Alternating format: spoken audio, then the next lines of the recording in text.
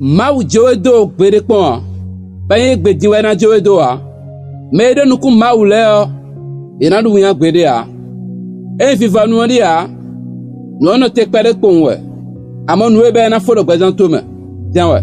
Kwa bado rasanta. Den won mimemba na khode ba kluna sile gbetwe. Na hando Somme 25 verset 3. Mulando. Me ganja wele debu nandu winya. Me sile tole we nandu winya. Yeni mamo nuton medo nukun winya do gbezan tome ramo nuton do ami do fi debu de ale o. Ata I jamio lobona ganja ututu ebi tisana kase gbada. Promi numa siku no tekpon we kakaja kweno didio chena wadowe do ado anomblo jambe. Joron didio atende no gosi gonto e akruno. Weno notea nukundi do che ni ma invo to Jésus Christ comme nukundi do to na invo a.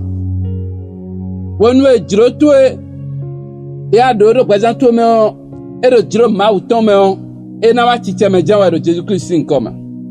Nukuto ni ma gosi Jésus Christ jio e wa me no bloe onu bi no fode we nu da gbe si wudu ado le bi e wa me no blo bo nu bi no fode we e na blo nu e be o e no fo janwa e no jodo a igbetele de won lo be da pa gbe nu we do wono mele bi te jowe do to to jowe do no to jowe do me to le bi jowe do gbe wan we o mi le ku jowe do mi ro ko ha we tegbe e na zewe do so gangandeji nkoda nu ezina de bodo debude a be do presento me posé debude a be azo debude a be division debude a be nu debu lo ba ma pe hu lo bo se pe a o be si egbe do Jésus Christ comme on de a be ana fo jan bi na ifi fo do Jésus Christ comme do ami no enwuya do gbato me o bi sunsun egbe do Jésus comme zo mauton ni dewe do vonu beto me chakotole